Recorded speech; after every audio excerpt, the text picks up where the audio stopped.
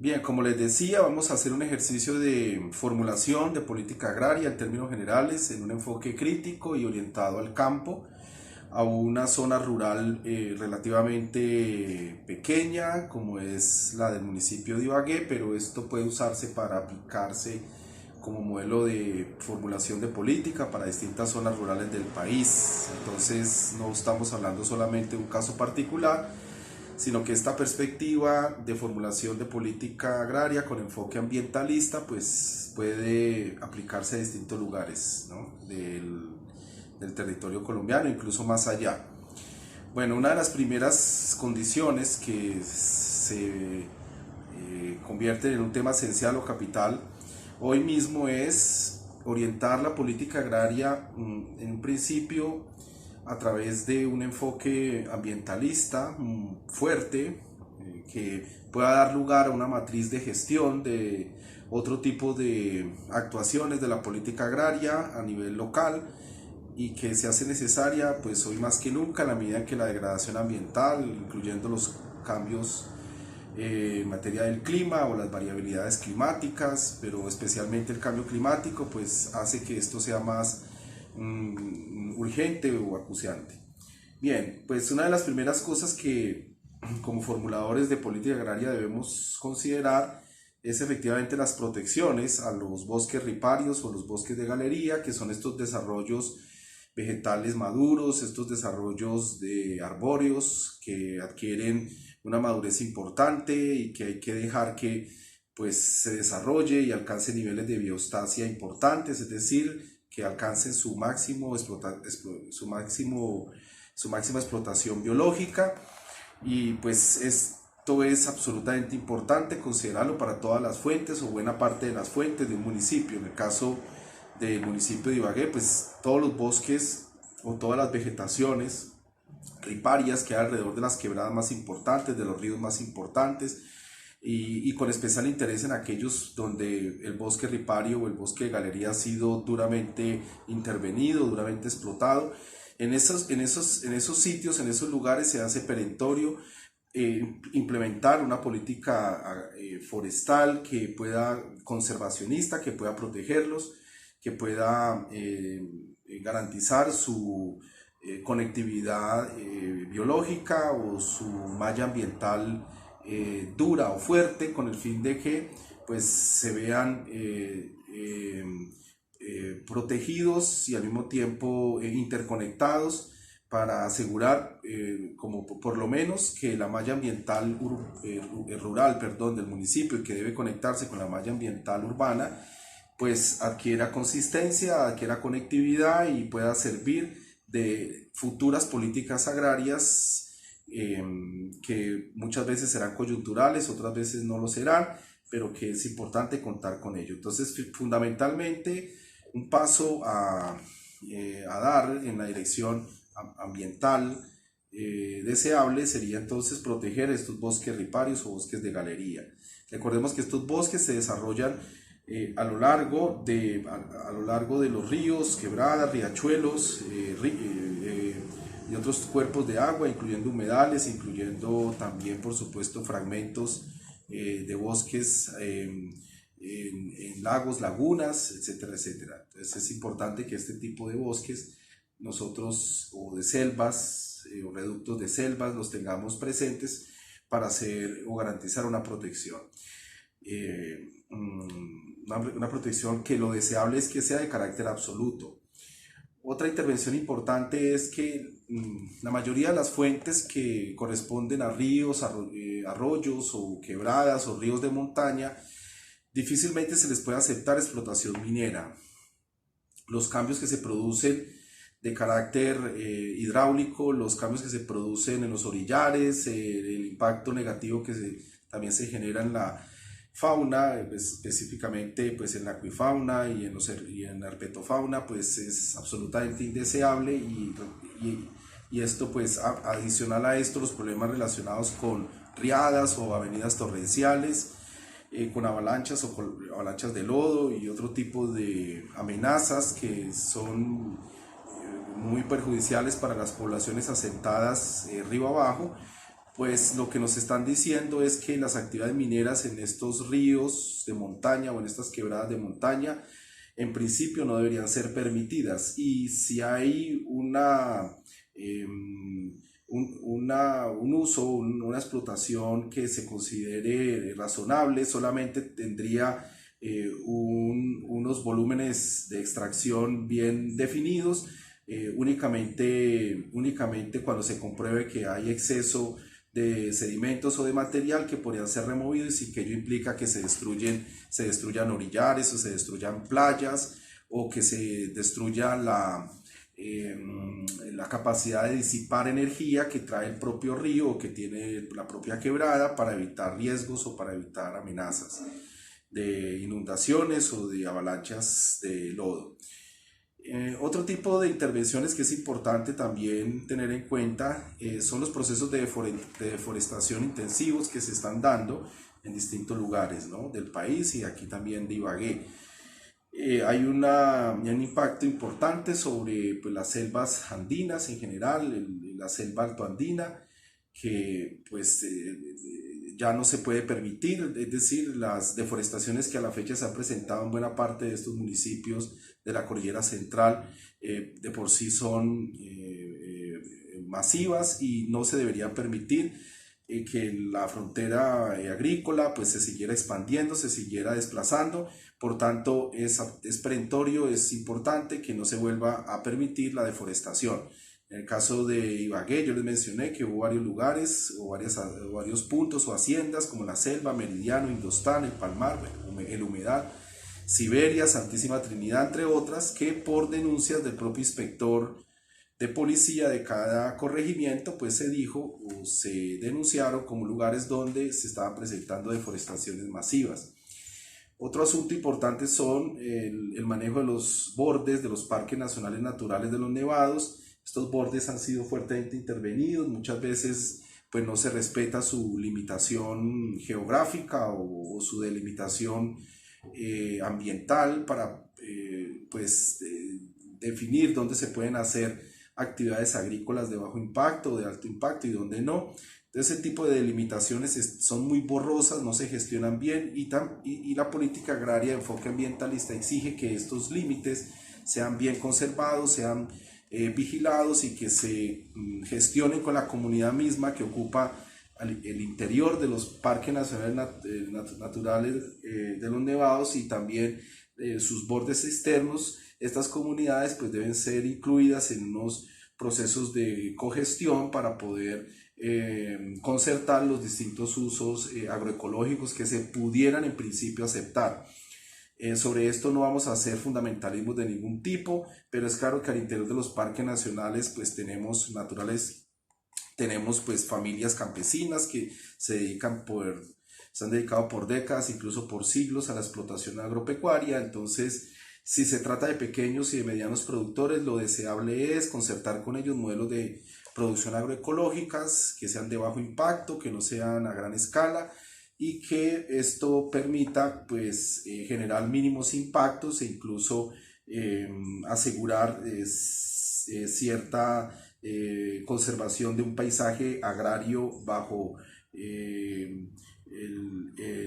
marco pues de la conservación de un parque nacional natural. Los grandes propietarios, los latifundios, sí es deseable siempre que se haga una intervención de reubicación, con el fin de que estos propietarios pues puedan desarrollar sus actividades productivas en otro lugar, y dado que los impactos sociales pues serían mínimos, sin descartar pues de que los ocupantes, trabajadores o personas que están vinculadas a la actividad de la hacienda pues se vean perjudicados, pero con ello se debe gestionar un cambio, una reubicación, y asegurarles pues proyectos productivos o reubicaciones con proyectos productivos que les permitan seguir asegurando sus medios de vida. Estos son recomendaciones sobre política agraria con enfoque ambiental, repito, en esas zonas tan difíciles de gestionar como los parques naturales, nacionales naturales que hay en Colombia. Bueno, aquí podemos encontrar pues el ejemplo cimero de los parques nacionales, pues que corresponde al Parque Nacional Natural de los Nevados, que es el que tenemos aquí sobre la cresta de la cordillera central. Bien, ahora sobre el tema de los residuos, el tema de las aguas residuales, de los residuos sólidos, residuos de empaques de todo tipo de agroquímicos, incluyendo abonos, incluyendo por supuesto herbicidas, fungicidas, insecticidas. Todo este tipo de empaques pues son altamente nocivos y deben ser gestionados. Sobre esto pues hay un reto enorme en la política agraria, porque la política agraria debe considerar la gestión de estos residuos, debe tratar de corregir una serie de conductas que puedan producir contaminaciones en los cuerpos de agua o en los suelos, y que a futuro se convierte en una garantía de salud de los ecosistemas y que va a, por supuesto, a impactar positivamente en los proyectos productivos que se vayan a formular. Recuerden que la política agraria no solamente hace referencia a la productividad, es decir, tecnologías que aumenten rendimientos o que creen nichos de mercado para nuevos consumidores, etcétera, etcétera, sino que también debe tener en cuenta los esquemas productivos tradicionales que se han implantado por décadas o por siglos en un territorio, y que también debe considerar las particularidades de cada territorio, sobre todo las relacionadas con los hábitos productivos, o sea, el tipo o el estilo tradicional de los agrosistemas, cuál es el más consolidado, cuál es el más tradicional, el que se ha convertido ya en un hecho cultural, como en el caso del café, por ejemplo, o el caso del cacao, incluso las pequeñas plantaciones y medianas plantaciones de arroz ya hacen parte de una cultura, y esos agrosistemas pues deben considerarse como centrales en la formulación de la política agraria, y deben revisarse y estudiarse de manera que no se vaya a producir medidas impositivas o medidas arbitrarias con estos productores, en vista de que pues ellos tienen una relación vernacular, o sea, una relación muy antigua, muy tradicional con estos agrosistemas. Bien, volviendo al asunto del manejo, la gestión de los residuos, pues es importante que se consideren el manejo a través de plantas o estrategias con tecnologías baratas y eficientes, sobre todo para el manejo para su mantenimiento, de plantas o tecnologías que garanticen el tratamiento de las aguas residuales o las aguas sanitarias de las viviendas dispersas, que es un asunto en principio muy difícil de gestionar en la medida en que todas las viviendas se encuentran dispersas, y eso hace que pues, las intervenciones sean mucho más costosas. Lo que es cierto es que tanto en la montaña como en las partes de planas de un territorio como el de Ibagué, pero puede ser cualquiera, esta gestión de las aguas residuales es importante hacerla de manera dispersa en cada unidad residencial, y para ello pues hay que contar con unos esquemas tecnológicos baratos, económicos y de fácil mantenimiento que así lo aseguren. Se requiere, por supuesto, también hacer unos tratamientos radicales, al menos a nivel primario, de todas las aguas residuales de las ciudades que se están descargando en distintos predios rurales. Eso, desde el punto de vista de la toxicología ambiental y humana, está produciendo pues serios riesgos a la salud de las personas, de los niños o de la población más vulnerable, que en este caso serían los niños, como también están generando o pueden generar problemas muy serios a la salud humana en general, dado que muchos de estos cultivos podrían estar regándose con estas aguas sanitarias que producen las ciudades. Este fenómeno se presenta en distintos lugares del país, pero en Ibagué pues ya tenemos un ejemplo muy evidente, muy de bulto, no de bulto, perdón, que es el que yo les mencioné hacia el abanico de Ibagué, que corresponde a un emisario final que conduce buena parte de estas aguas de la ciudad de Ibagué, que ha sido denominado como el canal Lamafer o Lambafer. Bueno, en general estas son las medidas que debe tener en cuenta cuando pensamos en política agraria y asegurar ciertas condiciones ambientales mínimas de la zona rural. Por otro lado, es importante también los manejos del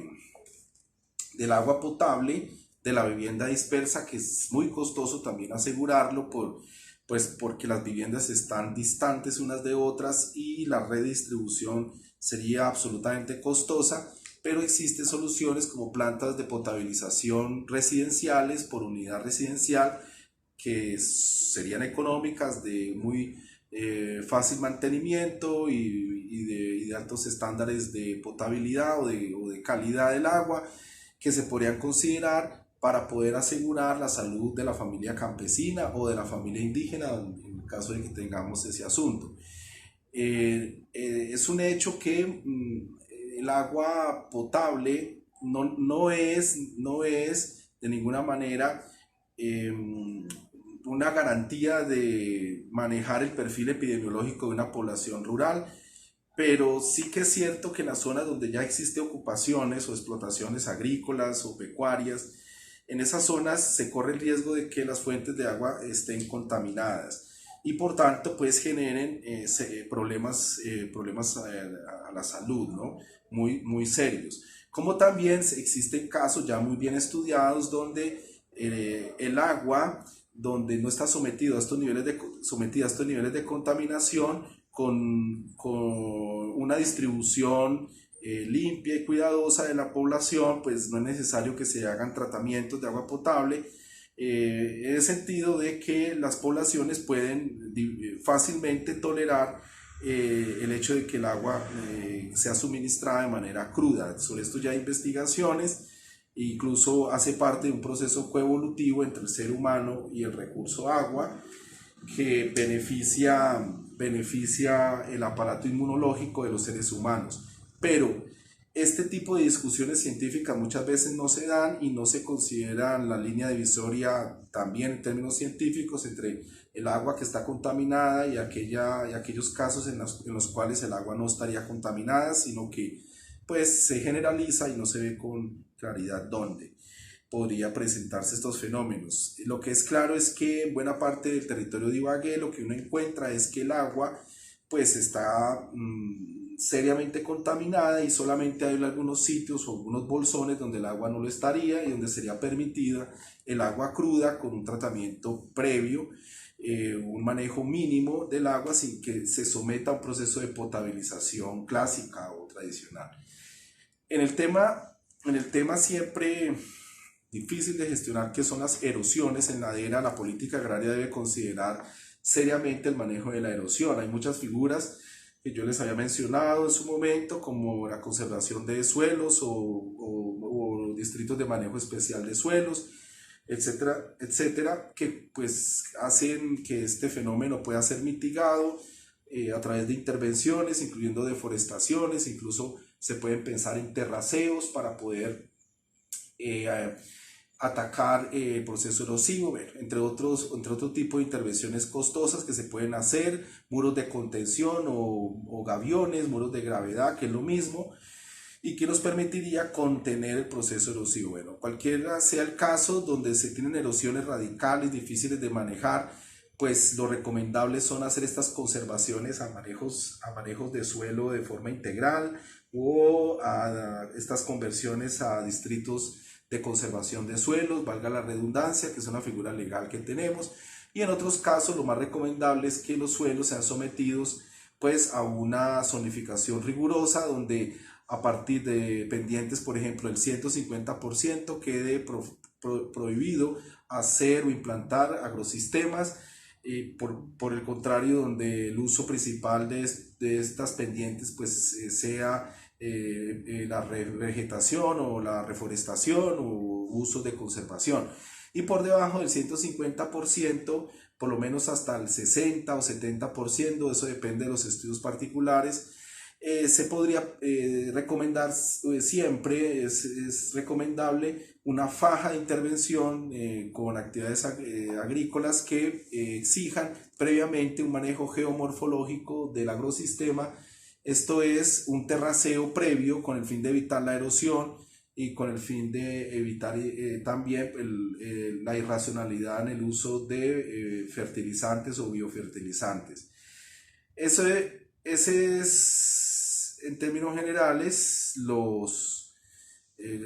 las recomendaciones mínimas que uno puede o debe hacer con el fin de que la política agraria cuente con unos elementos robustos de conectividad biológica o de malla ambiental fuerte en las zonas rurales y que podamos manejar de largo plazo eh, cualquier impacto negativo a la salud de los ecosistemas o a la salud humana. Bien, pues siempre es recomendable al menos dos esquemas de gestión o de la producción agrícola, uno o agropecuaria. Uno es solicitar, disuadir, orquestar, como lo querramos llamar, con la comunidad misma, con las comunidades campesinas, haciendo un énfasis especial en los pequeños y medianos productores que casi siempre están desasistidos, hacer con ellos unas apuestas de conversión a agriculturas proecológicas o ecológicas, entre esas pues el terraceo en la franja entre los 60 y 150% dependientes. Es muy importante llegar a concertaciones con ellos con el fin de hacer una conversión a prácticas agroecológicas, y si no es posible, pues tratar de negociar prácticas de agricultura limpia o en el mejor de los casos prácticas de agricultura más limpia, que permiten o que hibridan pues algunas técnicas típicas de la revolución verde y que garantizan también rentas monetarias de la población o de las familias campesinas que siempre están en situación de desahorro o de riesgos de perder las cosechas, etcétera, etcétera, o que siempre han tenido malos precios de sustentación,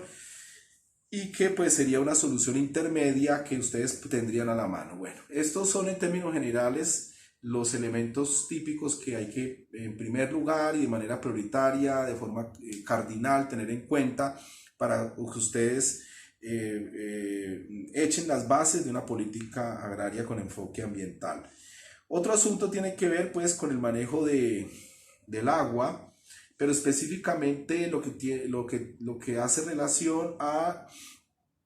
el uso o a las concesiones del agua disponible, el agua tanto subterránea como el agua de escorrentía o el agua superficial. En estos dos casos hay que tratar mediante distintos mecanismos de negociación, o si no por la vía de las sanciones institucionales, regular muy bien las concesiones de agua, pero no las concesiones en el papel, sino las concesiones en los hechos. Hay que tener muy claro y en una perspectiva muy racional los usos o los accesos al agua de las distintas unidades productivas o de un distrito de riego, con el fin de que se pueda garantizar los caudales ecológicos de los ríos, de las quebradas o de distintas fuentes. Esto pues con el fin no solamente proambiental o proecológico de conservar la acuifauna y otro tipo de estándares o de inventarios de la vida silvestre, sino que también es importante para poder garantizar el agua a futuro de las poblaciones urbanas y también de las poblaciones de los asentamientos en la zona rural, y también por supuesto a las poblaciones dispersas campesinas o indígenas que hay en una zona rural. Sobre esto hay que crear y afinar instrumentos legales, crear y capacitar técnicos y expertos, incluso haciendo uso de asesorías científicas para modelar muy bien de manera racional los usos del agua o los accesos a los derechos del agua, tanto subterránea como de escorrentía. Esto aplica a Ibagué de manera importante, pero para cualquier municipio es clave tener eso. Esta sería otra medida entonces que ustedes deben contemplar en una política agraria previa, seria y de manera integral. Otro asunto también clave que se pone al nivel de importancia de lo que les acabo de comentar es el manejo de los riesgos. Los riesgos, como en su momento les había mencionado, pues tienen que ver con la vulnerabilidad y las amenazas. Amenazas que son las fuerzas que amenazan a un objeto o a una población, y las vulnerabilidades, que es la susceptibilidad o la resiliencia que tiene un objeto o un animal o una persona a experimentar o a recibir esta fuerza que amenaza, ¿no? Entonces la vulnerabilidad y la amenaza son dos factores que, al ser integrados o multiplicados o asociados, produce una medición ordinal o cardinal del riesgo. Entonces, por ahora vamos a dejar este asunto en términos de riesgos, formulados en términos muy cualitativos, y pues es importante siempre pues tener estudios técnicos o técnicos científicos que nos permitan muy bien identificar cuál es la fuerza que amenaza a la población o a los ecosistemas, cuáles son las vulnerabilidades que hay frente a estas fuerzas, ¿no?, dañinas o que impactan a las poblaciones humanas y no humanas, pues tratar de fijar, ¿no?, a través de cartografías, a través de estudios mucho más técnicos o particulares, cuáles serían las zonas que efectivamente no podrían permitirse con usos residenciales o con usos productivos, y aquellas zonas donde sí, bajo ciertas condiciones. Entonces es importante tener en la política agraria muy bien identificado los riesgos derivados de erupciones volcánicas, de avalanchas o de coladas de lodo, los riesgos relacionados con cambio climático. Para eso pues hay que hacer escenarios futuros de cambio climático. Por supuesto también tener en cuenta los sismos, entre otros aspectos. Estos son por lo menos algunos de los elementos que se deben tener en cuenta aquí en esta región antes de poder decir algo serio sobre proyectos productivos a largo plazo en el campo. A la ciudad aplica igual, pero aquí nos estamos ocupando específicamente sobre el campo. Riesgos también relacionados con inundaciones en antiguos valles de inundación, por ejemplo, o riesgos que tienen que ver con avalanchas muy destructivas o destructivas, que es un antecedente muy fuerte en esta región, sobre todo de las quebradas o de los ríos de montaña. Bien, esto lo pueden encontrar ustedes en mi libro, más o menos detallado en la página 190 y 191. Otro tipo de fenómenos claves que hay que considerar de base en nuestra formulación de una política agraria son aquellos pues, relacionados con los fenómenos de remoción en masa. Es decir, estamos hablando de desprendimientos rápidos o de desprendimientos lentos producidos en los taludes de las montañas y que amenazan la conectividad vial de las veredas en un municipio,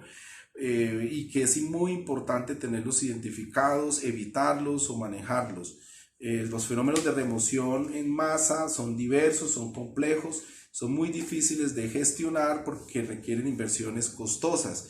pero es importante y prioritario tenerlos vistos, identificados, para poder evitar a futuro pues no solamente el deterioro o la destrucción del suelo de las fincas, sino también para poder garantizar la conectividad vial del campo, que es uno de los aspectos más importantes que ustedes como formuladores en política agraria deben tener en cuenta, en la medida en que si no hay vías que estén habilitadas todos los días del año y que su mantenimiento esté garantizado en los momentos de invierno o más difíciles del año, pues efectivamente se van a complicar mucho más en sus inversiones y en sus impactos sociales si no se maneja de manera focalizada pues todos los fenómenos de remoción en masa, donde sus taludes puedan colapsar y dañar la vía o producir una interrupción al paso de las personas, de las bestias o de las bestias de carga o de los carros en general que van a proveerse insumos a la ciudad o a los pueblos o a las cabeceras, o que también pues tienen la función de transportar las cosechas. Otro asunto importante es el manejo de los residuos sólidos, desde los tóxicos hasta los que son biodegradables a muy largo plazo o incluso degradables a medianos plazos. Este tipo de gestiones son muy importantes, aseguran una conservación más o menos idónea de los suelos o de la calidad del agua. Es importante tener una disposición adecuada. Para esto hay expertos que han trabajado sobre el asunto. El compostaje reduce en un 70, casi 80% el impacto de estos residuos, porque el compostaje nos permite aprovechar una parte importante de dichos residuos. Y para los residuos que no se pueden manejar fácilmente, pues hay alternativas que las tecnologías ofrecen, o la propia gestión del reciclaje o del reuso de las empresas o de las cooperativas o de los propios municipios o de las comunidades organizadas a su manera, pues contribuyen a resolver cuando se hace seriamente. Esto está muy importante que en política agraria ustedes lo tengan presente, sobre todo los residuos de carácter tóxico o que representan algún riesgo a la salud humana o a la salud ambiental. Es muy importante que este tipo de gestiones se hagan o se garanticen. Bien, otro asunto clave tiene que ver con la vivienda rural. La vivienda rural es un aspecto muy central en la política agraria que tampoco ustedes pueden olvidar. Buena parte del pequeño y del mediano campesino de la región e incluso del país tiene precariedades en sus soluciones de vivienda, o sus viviendas requieren de inversiones para poder sobre todo manejar los impactos a la salud. Por ejemplo, la cocción intradomiciliaria,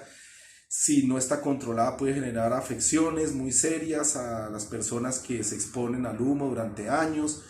Por supuesto, hay problemas relacionados a la salud, como enfermedades respiratorias. También esto está unido al mal manejo que se hace de la ventilación. Por supuesto, también está relacionado con los diseños ineficientes que se hacen de las viviendas en climas fríos, que impiden que pues el calor se conserve de manera más o menos razonable durante toda la noche, y esto también impacta en las enfermedades respiratorias. Es decir, se requieren también orientaciones sobre el manejo de la bioclimática de las viviendas, o el flujo de calor de las viviendas debe estar racionalmente establecido para poder evitar enfermedades a futuro. Por supuesto, hay viviendas que no tienen ni siquiera baño, o que no tienen una solución habitacional, sino que todos los miembros de la familia o de varios núcleos familiares se agolpan o se atestan en una sola habitación. Todo esto, pues, además de que genera problemas o impactos de convivencia, también va en contra de la calidad de vida de cada una de las familias. Entonces, son aspectos o son temas que deben tratar de resolverse para que la habitabilidad sea decente, la habitabilidad del campesino en la zona rural sea decorosa, y tengamos con ello pues un factor más, ¿no?, de vincularse de estas familias, de vincularse de manera segura y de manera saludable al campo, ¿no? En últimas, la política agraria también, entre muchos aspectos, hay uno también esencial que yo no les he mencionado, y es el hecho de que nosotros tenemos que generar factores de agrofilia, es decir, de amor por el campo. Debemos propiciar este tipo de tendencias o de comportamientos, y solamente esto es posible si desarrollamos o contribuimos a que los nichos donde ellos desarrollan sus vidas cotidianas, sus ecosistemas, sus agrosistemas y sus viviendas, pues están adecuadas, son seguras, representan confort o habitabilidad, y pues no generan riesgos de enfermedades. Por esto es muy importante que ustedes tengan esto como central, entre otros elementos, en la política agraria. Bien, otro asunto clave tiene que ver con el desarrollo vial. El desarrollo vial de las veredas o de las zonas rurales es un asunto abandonado por estos estados precarios, pero ustedes deben saber de que eso es central. No solamente asegurar el mantenimiento de las vías durante todas las épocas del año, especialmente en invierno, hacer inversiones para el mantenimiento, sino también tratar de que las comunidades cooperen entre ellas o entre las instituciones y las comunidades para poder garantizar un mantenimiento idóneo de las vías, también para pues garantizar de que se haga un buen uso de las vías también. Eso es otro asunto importante que hay que considerar. No todo tipo de vehículo puede transitar por vías terciarias, eso es un asunto que debe regularse estrictamente. La comunidad debe contribuir a hacer el mantenimiento de las obras de drenaje o las obras de arte, que es una figura, una metáfora que se usa para hablar de unas alcantarillas que se instalan en las vías para manejar las aguas. Bueno, en general, todo este tipo de pactos con las comunidades a nivel local es muy importante, ¿no? Contar con ellas, verlas en el centro de estas soluciones, apoyarlas para que también se comprometan a solucionar los problemas, sin que esto implique de ninguna manera tratar de convertirlos en agentes dependientes permanentes del Estado, ¿no? Incluso la tendencia y mi sugerencia en estas políticas agrarias de enfoque ambiental es, por el contrario, decirle claramente a las personas que el Estado tiene unas obligaciones esenciales, sustanciales, importantes, y que ellos tienen la obligación también de velar por el cumplimiento de estas labores misionales del Estado y exigir de manera crítica y proactiva, incluso a través de la movilización social, que estas actividades misionales del Estado sean cumplidas. Y hay otras actividades que corresponden a la autogestión comunitaria y que obviamente eso les corresponde a la organización misma de dichas comunidades. Aquí debe ser claro que este límite no es fácil de establecer, pero es importante que ellos vean que tienen ciertas responsabilidades que asumir, pero que por supuesto si hay corrupción, si hay mala gestión de los recursos, si una obra no se entrega bien, una obra pública, pues todo esto les exige a ellos de inmediato, ¿no? Una reacción organizada para poder exigir cumplimiento, transparencia o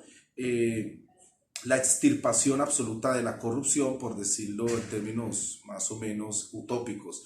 Pero por lo menos hay que tratar de que las comunidades sepan de que todas las labores misionales del Estado deben estar sometidos a principios de eficiencia, eficacia, meritocracia, transparencia, etcétera, etcétera, y que no se puede permitir de ninguna manera que el Estado abuse o haga mal uso de los recursos públicos, porque esos recursos son producto del esfuerzo mismo del campesinado. Es decir, la economía real, la economía que hace posible el hecho de que exista un Estado funcionando, el hecho de que existan obras o construcción o que se puedan solventar buena parte de las inversiones que mantienen la gran burocracia estatal, se debe en parte a la producción agrícola que se hace en el campo, ¿no? Al enorme esfuerzo que hace el campesinado. Bueno, entonces siempre es deseable innovar, o no innovar, sino tratar de poner soluciones que se han innovado en otros lugares, como aquellas relacionadas con las soluciones de transporte a través de cable aéreo, transporte de carga o transporte de pasajeros, haciendo uso del cable aéreo. Es una medida relativamente barata frente a la construcción y mantenimiento de una vía. No depende en general o no debería depender del uso de combustibles fósiles, sino que podríamos hacer uso de hidroenergía u otro tipo de soluciones energéticas, pero el transporte por cable aéreo es una solución muy importante en distintos lugares de la geografía nacional y especialmente en estas regiones montañosas, y no es una ilusión, sino que ya existe la tecnología. Incluso podemos propiciar a través de esfuerzos institucionales que universidades o institutos tecnológicos se apropien de esta tecnología, empiecen a mejorarla o adaptar las condiciones concretas de estas montañas y que nos ayuden de manera permanente y de forma muy eficiente a instalar y a amplificar la red de cobertura del transporte por cable aéreo de pasajeros y de carga. Esto es una cosa muy práctica que evitaría una cantidad enorme de problemas de conectividad vial en el campo. Otro asunto pues tiene que ver con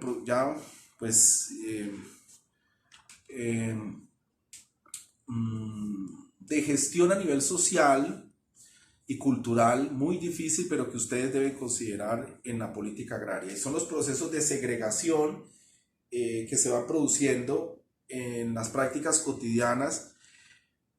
de las zonas periurbanas, de las zonas suburbanas y de las zonas rurales. Es decir, las poblaciones, por ejemplo, que construyen condominios, suelen segregar y no integrarse las poblaciones campesinas que hay alrededor, o las poblaciones que hay en un centro poblado que son más o menos urbanas o muchas veces suburbanas, tienden a no integrarse a la vida comunitaria o a la vida de los campesinos que hay en sus vecindades. Ese tipo de segregaciones no se pueden permitir y hay que estimular la integración de las personas que habitan en distintos suelos, urbano, suburbano y rural. No hay que permitir que los clasismos, los racismos, incluso los sexismos contaminen todas las relaciones humanas y eviten que las personas se integren, cooperen y trabajen de manera mancomunada para solucionar lo más básico, ¿no?, en la vida, que es pues la provisión de alimentos y que estos campesinos reciban a cambio una utilidad con el fin de complementar su canasta básica. Esto es muy importante que se considere. Para ello pues hablamos de mercados campesinos, tiendas campesinas, hablamos de redes de comercialización donde el campesino se implica de manera más o menos directa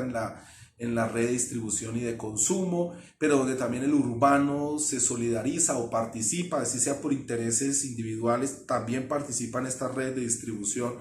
y de venta de los productos de los campesinos, pero no se puede permitir que se sigan produciendo aislamientos sociales entre las comunidades de un lado y de otro. Otro asunto pues tiene que ver con el manejo de la política fiscal. Esto es una cosa muy importante que ustedes en política agraria con enfoque ambiental deben tener presente, ambiental y social. Pues aquí no voy a entrar en esos detalles, pero cuando hablamos pues, de política agraria, el centro de este asunto pues es la sociedad campesina, y por supuesto la vida o la salud del medio ambiente. Sin embargo, hay que considerar que nosotros tenemos un diseño del sistema tributario muy injusto con los que ganan menos o los que tienen menos tierra, y eso es un asunto que ustedes deben procurar intervenir. Es decir, deben garantizar los principios constitucionales o legales que hacen referencia a la progresividad de los impuestos. ¿Qué quiere decir esto? Les repito, que los que ganan menos deben pagar menos impuestos en términos porcentuales y los que ganan más deben pagar más impuestos en términos porcentuales. No puede ser posible que por unidad de ingreso o que por unidad de terreno una persona pobre o de escasos recursos o un pequeño propietario termine pagando más impuestos o más tributos que una persona que tiene más ingresos o que tiene más tierra. En ese sentido,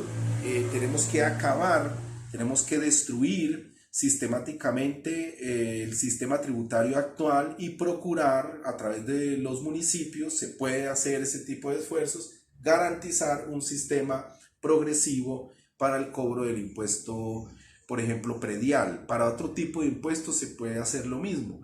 que sean del control o de autonomía de los municipios y por esa vía se puede empezar a corregir las desigualdades sociales que se han producido.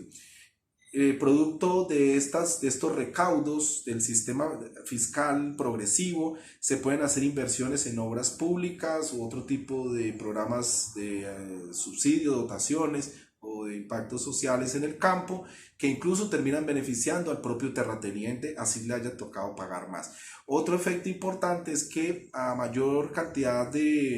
o mayor esfuerzo impositivo o fiscal que tenga que hacer el propietario de un gran predio o un terrateniente, pues eso a su vez lo motiva a que haga innovaciones o que incorpore tecnologías que le permitan aprovechar la tierra que está pues explotando de forma irracional o la está desaprovechando, ¿no? Teniendo en cuenta de que este tipo de explotaciones agrarias a gran escala deben considerar estándares ambientales que la política ambiental también tiene que vigilar, al menos asegurando en una negociación con ellos que transiten a esquemas de producción limpia por lo menos. Bien, finalmente, en el libro aparece una serie de recomendaciones muy particulares sobre qué debería cambiarse de forma urgente en distintas veredas del municipio con el fin de localizar muy bien, ¿no? La política agraria, cosa que pues ustedes pueden leer en las últimas páginas, donde pues aparecen recomendaciones muy concretas sobre cómo manejar o qué tipo de manejos podrían presentarse en agrosistemas cafeteros, cacaoteros, arroceros, qué conversiones tecnológicas se recomendarían, bueno, cómo manejar la erosión en asuntos muy puntuales, en lugares muy neurálgicos del territorio. Bueno, todo ese tipo de recomendaciones se hacen y de esta forma tenemos más o menos las bases materiales sobre las cuales la política agraria puede empezar a fluir para atacar ya el objetivo sectorial que pues a nosotros también nos interesa, y es mejorar la productividad.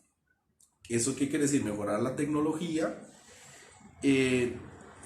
respetar estándares ambientales, ¿no? O tratar de negociar los estándares ambientales a través de mecanismos de producción limpia. Eso es en términos general. Bueno, todo esto pues obviamente produce unos efectos positivos en el campesinado o en la población indígena, que se ve reflejada en un aumento de la producción de alimentos para autoconsumo, pero también para el mercado local. También genera ahorros, no desahorros, sino ahorros, por tanto aumento del patrimonio de las familias campesinas e indígenas. Esto también pues genera proyectos de largo plazo para que sus hijos puedan estudiar niveles escolares superiores, con el propósito no que abandonen el campo, sino que regresen al campo, con el propósito pues de que las familias mejoren en general sus niveles de bienestar o su calidad de vida o su experiencia vital en el campo. Aquí hay un asunto que más adelante vamos a tratar y tiene que ver con los hábitos o las costumbres o tradiciones, valores, en general los sistemas de creencias de estas poblaciones campesinas e indígenas en proceso de campesinización. Sobre todo, no voy a entrar en detalle el tema de lo indígena, y es el manejo de unos factores internos muy difíciles que son la incapacidad de ahorrar disciplinadamente, que es un asunto que no hay que demonizar, pero que hay que tomarlo con pinzas. Es decir, cuando hay oportunidad de ahorro, no se ahorra, sino que se despilfarra. Lo segundo, las violencias intrafamiliares, donde pues la conducta patriarcal tanto del hombre como de la mujer están ampliamente extendidas y produce fenómenos de violencia, agresiones de todo tipo, y disuelve o destruye el núcleo familiar y imposibilita que pues la familia se quede en el campo o que viva de manera más o menos estable en el campo. Y otro fenómeno que tiene que ver pues con la incapacidad o las grandes dificultades que tienen las familias campesinas o indígenas en este proceso de campesinización, de poder iniciar de manera responsable, eficiente y bien planificada proyectos productivos. Estos son temas culturales o son temas que van en el fondo van a un sistema de creencias, es decir, a una visión de mundo que tienen y que no es fácil modificar, y que exigen unos procesos de socialización, de comunicación horizontal, de organización comunitaria muy profundos, incluso tratando de buscar los elementos cooperativos más tradicionales o vernaculares de esas comunidades para tratar de volverlos a poner sobre el presente y recordarles de que ellos debían o deben en su momento volverse a integrar, a trabajar de forma cooperativa, y también tiene responsabilidades de manera personal o familiar de emprender proyectos productivos de manera responsable. Estos hábitos culturales son muy difíciles de modificar y más adelante los vamos a ver, sobre todo pues que la política agraria ha olvidado esta gran dimensión cultural del campesinado y del indígena en proceso de campesinización, que requiere un tratamiento diferenciado, requiere un tratamiento mmm, eh, que, que no puede verse o abordarse de forma masiva e invasiva, sino que necesita de trabajos de especialistas, de no especialistas, de conocimientos científicos y conocimientos populares, una financiación de las instituciones también importante, y un contacto permanente con estas comunidades, entre otros aspectos, y que por supuesto no es fácil de resolver, ¿no? Y constituye como en uno de los elementos sustanciales de la política agraria que aquí no podemos abordar en esta sesión y que los ingenieros suelen olvidar. Bueno, gracias y seguimos en nuestra sesión de preguntas, debates y demás.